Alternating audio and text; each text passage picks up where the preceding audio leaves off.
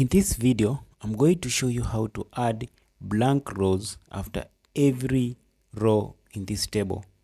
Now, the first thing you need to do is to enter a series of numbers besides this table that contains the data. Now, copy this series of number, paste it below like this,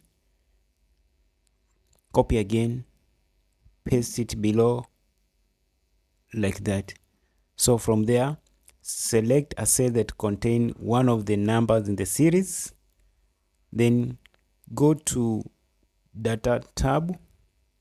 From there, select sort from smallest to the largest.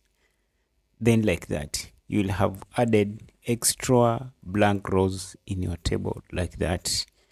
If you like this video, like, subscribe for more.